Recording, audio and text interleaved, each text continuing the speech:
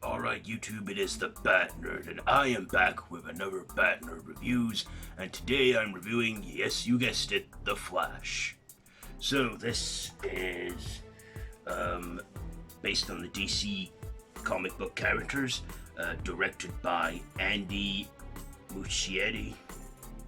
Yeah, that's right, it's, starring Ezra Miller, Sasha Calle, Call or something, Michael Shannon, Ron Livingston, Maria Verdu. I'm looking down. Verdu, Chrissy Calmote, Antija Treach or something, and Michael Keaton. So this is the 13th installment in the DCEU, or the DCU, where, Barry Allen, is, basically he knows that he is basically like the janitor of the Justice League, but he doesn't mind it. And then he discovers that if he can run faster than the speed of light, he can actually move through time. And he does that. He goes back in time and changes everything, as we see in the trailer, and prevents his parents, his mother from dying and his father from being in prison. But then he realizes he has to have his younger self be exposed to the lightning and the accident.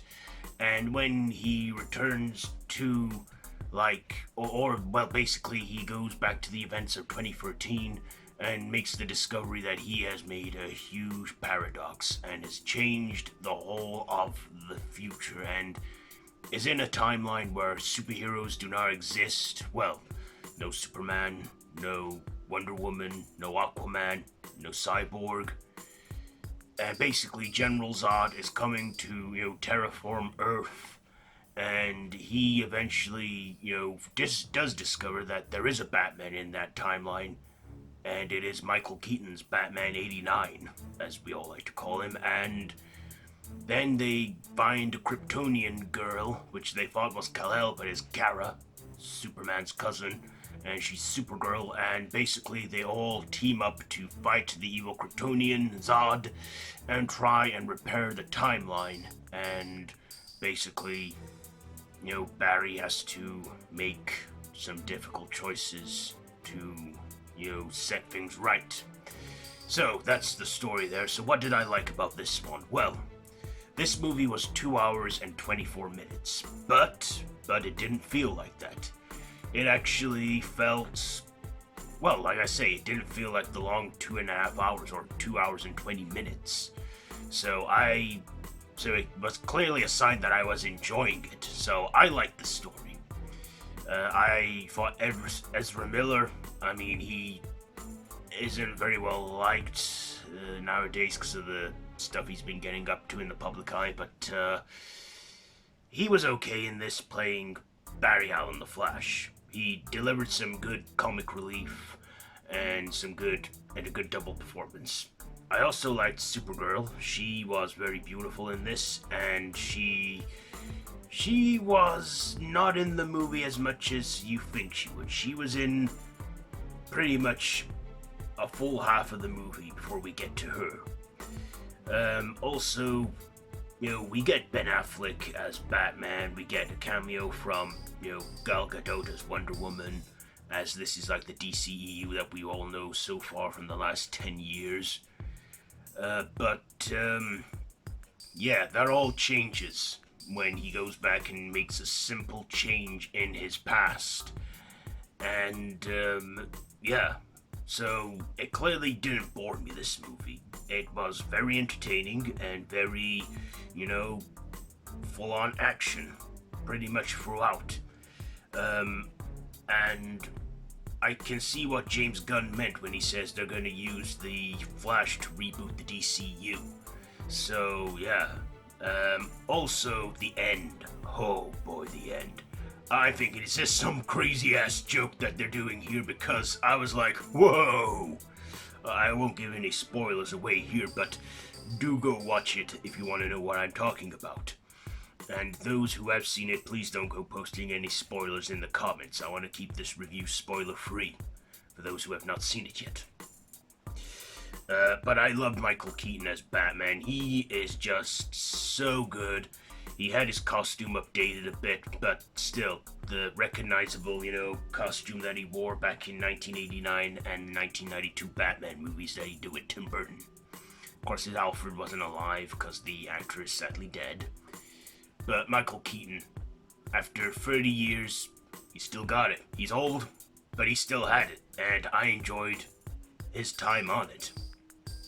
There was great visual effects and some poor digital effects and stuff, but I also like the cameos we got in this. We even got a moment where we had glimpses of the entire DC multiverse and quick glimpses, quick cameos from previous DC franchises in the past.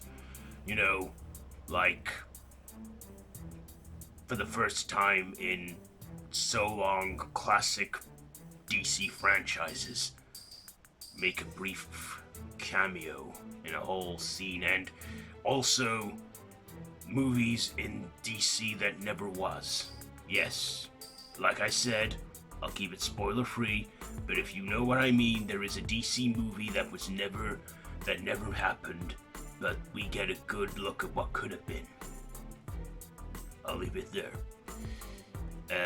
But yeah, when Michael Keaton was on screen as Batman and he donned his cape again, he cut his hair, shaved his face, and did that whole, yeah, I'm Batman, I just smiled with joy and delight. This was a great movie. But yeah, like I say, it was overcaked with CGI and digital effects. I can cope with that because it is the 21st century, we're in a digital age and stuff, etc. But is this movie worth going to see? Yes. And they have their after-credit scene. There is a post-credit scene, in this movie, so be sure to stick around for that. And, yeah, it's entertaining, but, this is where it all changes now. The Flash has happened. He's caused some rupture in the timeline, so now it's all been requelled. So it's all in James Gunn's hands now, and like I say, I have confidence in James Gunn that he's gonna do a good job of the DC universe. So I look forward to what he's got to do. He's already announced projects that he has planned, and I look forward to seeing them. Because he did a great job with Guardians of the Galaxy. He did a great job doing the movie Super, which I don't think a lot of people remember and talk about enough. That movie is very underrated. And also, Brightburn that he co-wrote with his brothers and stuff. So yeah, The Flash. What am I gonna rate this one? I will give The Flash, you know what, I think I will give this one 4.5 batarangs out of 5. 4.5 batarangs out of 5 for The Flash. So there you go. Have you seen this one? Let me know down in the comments below what you think. If you like this video, be sure to give it a big thumbs up and to share with your friends. Feel free to subscribe to the channel if you haven't already and to hit that notification bell. And yeah, all my social media links are down below. So I have been the Bat Nerd. This has been Bat Nerd Reviews. And until next time, Bat Nerd out.